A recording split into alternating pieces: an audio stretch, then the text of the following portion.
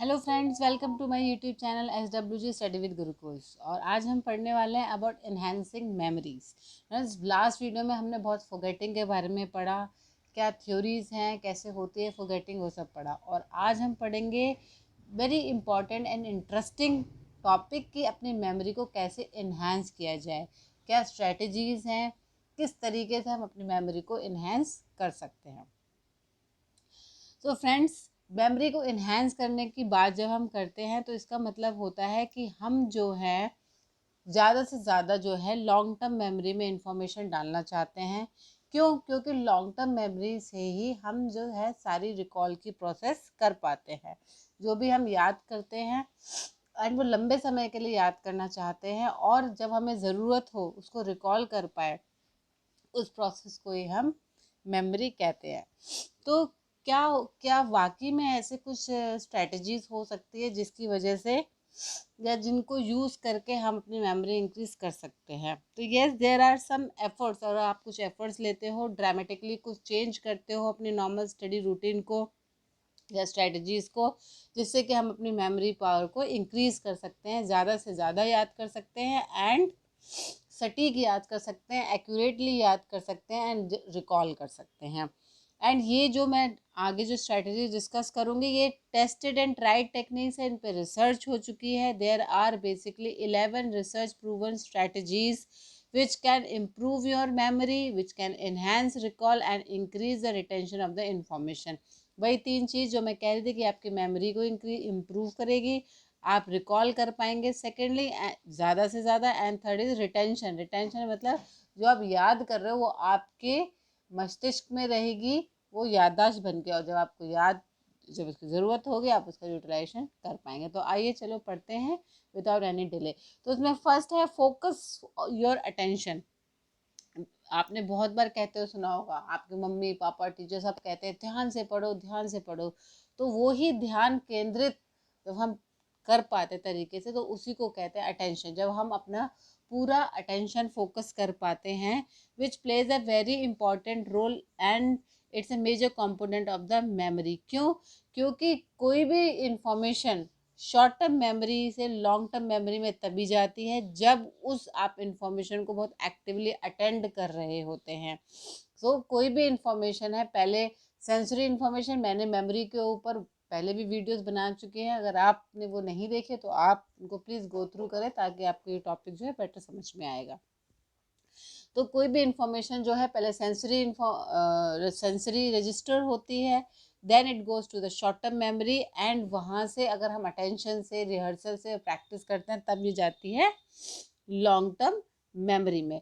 तो यहाँ pay attention का कहने का मतलब ये है, attention should be free of distractions. कोई भी डिस्ट्रैक्शंस नहीं होनी चाहिए।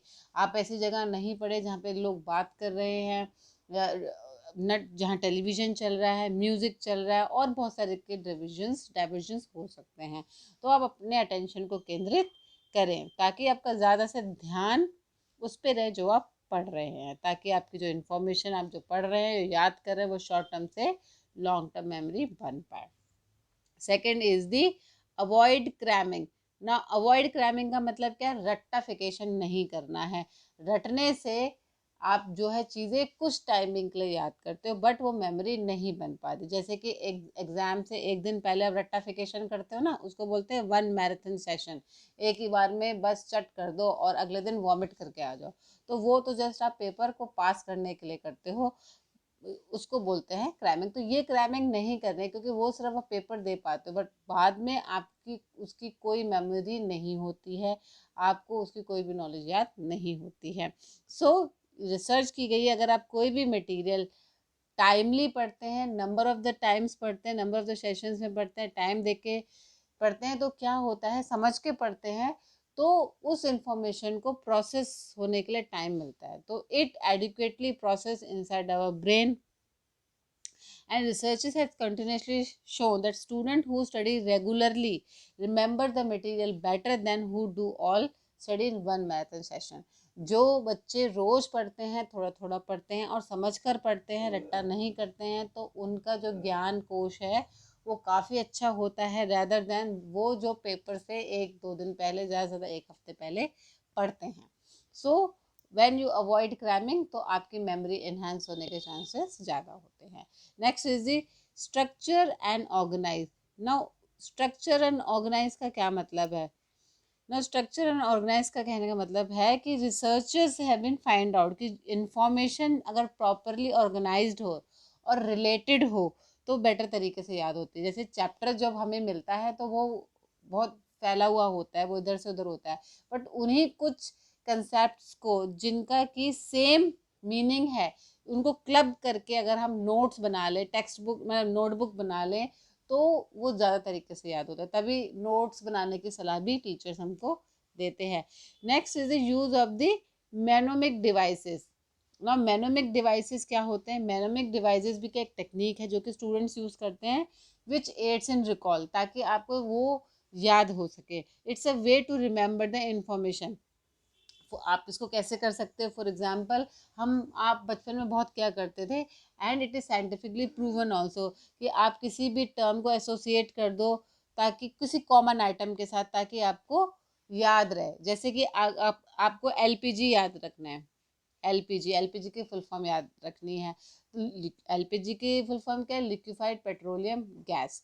बट इसको ऐसे याद नहीं होगी क्योंकि ये एक अननोन वर्ड है, इसकी हमारी कोई साथ कोई कनेक्टिविटी नहीं है।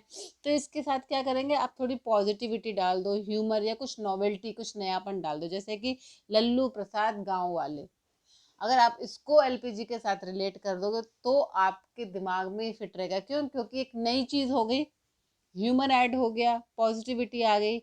तो इसको बोलते हैं मेनोमिक डिवाइसेस। इस मेनोमिक डिवाइसेस से मैं एक सेपरेट वीडियो बनाने वाली हूँ, मेरी नेक्स्ट वीडियो इसी पे होगी, तो आप प्लीज़ देखिएगा उसको। And we can use rhymes, songs and jokes to help remember the specific segment of the information. मुझे याद है जब मैं 8th स्टैंडर्ड में थी तो एक बॉय था, he use to sing the songs. जिसको साइंस के कुछ जो टॉपिक है समझ नहीं आता तो उसको सॉन्ग की फॉर्म में याद कर लेता था। कुछ मैथ के फॉर्मूलेज होते थे लाइक पैथागोरस या साइन कॉस थीटा, वो जो है मतलब उनका सॉन्ग बना लेता ताकि उसको फॉर्मूलेज याद रहे, ए स्क्वायर बी स्क्वायर वाले, 2ab ये सब कुछ। तो इस तरीके से जब मिनोमिक डिवाइसेस यूज़ करते हैं तो आपको जो इन्फॉर्मेशन जो है याद रहती है लंबे समय के लिए। Next is the elaboration and the rehearsal. Elaboration और रिहर्सल एक बहुत अच्छा तरीका है रिकॉल करने के लिए इन्फॉर्मेशन, क्योंकि रिकॉल करने के लिए ज़रूरी है कि इन्फॉर्मेशन एनकोड कैसे हो रही है। अगर जो आप पढ़ रहे हो अगर आप वो लॉन्ग टर्म मेमोरी में चाहते हो तो उसके लिए एनकोडिंग टेक्निक्स बहुत अच्छी होनी चाहिए। एंड उससे क्या होता है, इलेबोरेटिव रिहर्सल। प्रैक्टिस करें, बोलते हैं ना, मैथ्स की मैम कहते हैं प्रैक्टिस करो, लिखने की प्रैक्टिस करो, रीडिंग प्रैक्टिस करो, रिहर्सल करो, रिवाइज करो, रिवीजन करो, जिससे कि ये हमारे मस्तिष्क में एनकोड हो जाती है और प्रिंटिंग हो जाती है उस मटेरियल की जो हम याद रखना चाहते हैं। Next is the visualise the concept. ना विजुलाइजेशन ऑफ कंसेप्ट क्यों ज़रूरी है? क्योंकि क्लास में हम बहुत कुछ सुन के आते हैं, बट जब तक हम घर पे आते हैं शाम को 50% ऑलरेडी गायब होता है। बट कुछ जो विजुलाइज करके आते हैं जैसे कि फोटोग्राफ्स हो गए, चार्ट्स हो गए, ग्राफिक्स हो गए, जो टेक्स्ट बुक्स में या मैम ने ब्लैक बोर्ड पे बनाए होते हैं, वो विजुअल क्यूज की तरह एक्ट करते हैं एंड हमें वो याद आता है। ये अगर हम खुद भी बना ले तो वो जो मटेरियल जो हम पढ़ना चाहते हैं उसके विजुअल क्यूज बना ले तो आपको लंबे समय तक वो याद रहेंगे। लाइक चार्ट्स हो गए, फिगर्स हो गए, मार्जिन्स ड्रॉ कर लेते हैं, हाइलाइटर्स ड्रॉ करते हैं, कलरफुल हाइलाइटर्स यूज़ करते हैं डिफरेंट कलर्स के, ताकि हम इम्पॉर्टेंट, सब इम्पॉर्टेंट, लीस्ट इम्पॉर्टेंट उन सबको डिमार्केट कर पाएँ। एंड एक और तरीका है flash cards. Flash cards use करते हैं क्योंकि हमें बहुत विजुलाइजेशन, मतलब एक अट्रैक्टिव सा हमें विजुलाइजेशन देती है जिसकी वजह से हमारी मेमोरी में वो इन्फॉर्मेशन इम्प्रिंट हो जाती है एंड हम जो है वो इन्फॉर्मेशन को लॉन्ग टर्म मेमोरी बन जाती है। Next is the relationship. ना रिलेशनशिप का मतलब क्या है, हम बहुत सारी चीज़ें ऐसी लर्न करते हैं जो जिससे कि हमारी लाइफ में कुछ लेना देना नहीं होता। जैसे साइन कॉस थीटा, अब उसे बट हमें पढ़ना होता है क्योंकि हमें मैथ्स का पेपर तो याद करना है। तो साइन कॉस थीटा को क्यों ना हम उन चीज़ों के साथ रिलेट कर दें जो हमें ऑलरेडी नोन है। तो इसको बोलते हैं building a relationship, relating a new information to a thing you already know. जैसे साइन को अगर आप कुछ इससे रिलेटेड कुछ पढ़ना पड़ते हैं तो अपनी फ्रेंड शाइनी के साथ एसोसिएट कर लो, है ना। कॉस है अपने दोस्त केशव के साथ एसोसिएट कर लो, लाइक दैट। तो आप जो है जब अनफेमिलियर मटेरियल को टाइम दे के ऐसी इंफॉर्मेशन के साथ रिलेट करते हो जो ऑलरेडी आपको पता है, तो by establishing such relation you form the new ideas and ये आपकी ऑलरेडी एग्जिस्टिंग मेमोरीज है उसके साथ एसोसिएट हो जाती है, जिसकी वजह से आपकी रिकॉलिंग ईजी हो जाती है when you learn that information. So relating the new information with the old ones or the information which you already know helps in building the enhancing your memory. Next is the read out loud. Now इसके ऊपर बहुत सारी researches भी हुई है कि कैसे आपकी जो रीडिंग है, लाउडली रीडिंग कैसे आपको मेमोरी एनहेंस करती है। जैसे कि 2017 में it was a research which was done, जिसने बताया कि रीडिंग को मतलब आप कोई भी मटेरियल जो लर्न कर रहे हो उसको ज़ोर ज़ोर से पढ़ते हो तो ये आपकी इम्प्रूव करती है मेमोरी ऑफ द मटेरियल, जो आप मटेरियल पढ़ रहे हो उसकी याद रहता है। Even psychologist, educators, they have also discovered when they teach the new concept in very bold and loud language, तो बच्चों को वो ज़्यादा समझ में आता है, वो कैच भी कर पाते हैं। जैसे कि जो केजी क्लासेस होती हैं, नर्सरी क्लासेस होती है, मैम बहुत लाउडली विद स्टोरी सुनाती हैं एंड रिपीटिशन करती हैं ताकि बच्चों को वो याद रहे। And while using this approach ये बहुत हेल्पफुल है। आपने देखा होगा अगर आप कोई टॉपिक पढ़ते हैं एंड वो सेम टॉपिक आप टीच करते हैं टू योर फ्रेंड और स्टडी पार्टनर, तो वो आपको बहुत ज़्यादा समझ भी आता है और लंबे समय तक याद भी रहता है। Next is the extra attention.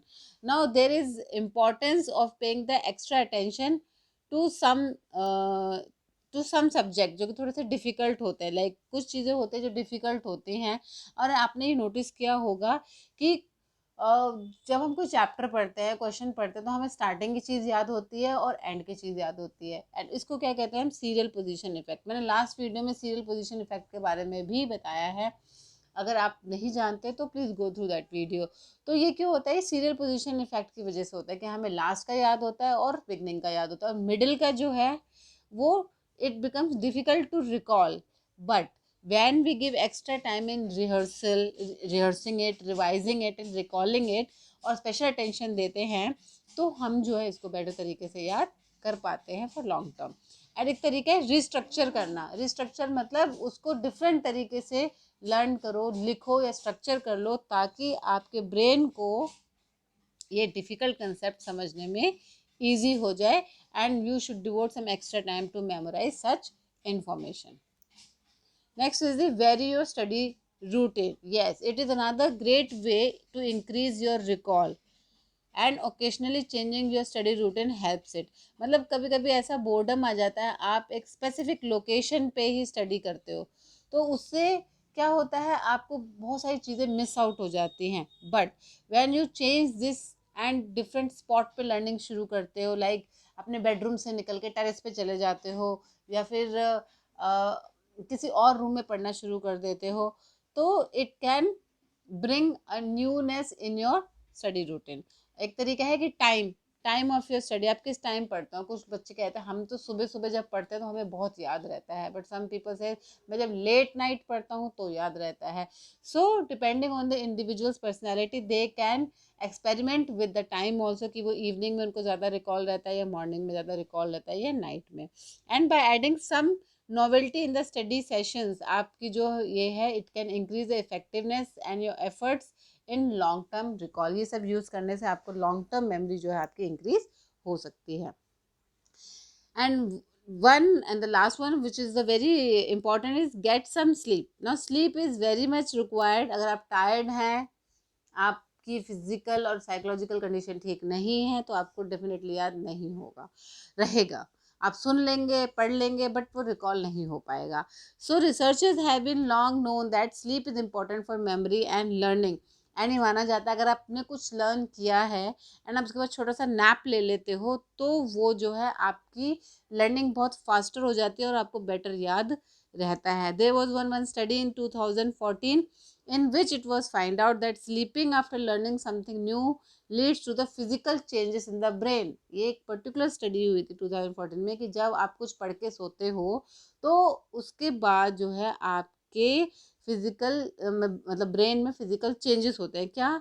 And ये क्या रिसर्च थी, इन्होंने 2 टाइप्स ऑफ माइसेस थे। एक स्लीप ड्रिवन माइस थे, मतलब जिनको सोने नहीं दिया था, एक थे वेल रेस्टेड माइस जो कि आराम से सो के रेस्टेड मोड में थे। तो ये फाइंड आउट किया कि जो स्लीप डेप्रिवाइड थे उनकी डेंड्रिटिक ग्रोथ कम थी। नाउ डेंड्रिटिक ग्रोथ का मतलब ये है कि जो न्यूरॉन्स होते हैं, हमारे न्यूरो सेल्स होते हैं लाइक दिस, उनके ये एक्सोन होती है और ये होती है डेंड्राइट्स, जो कि एक नर्व सेल से दूसरे नर्व सेल को जोड़ती है। तो इनकी ग्रोथ बहुत इंपॉर्टेंट होती है फॉर द मेमोरी।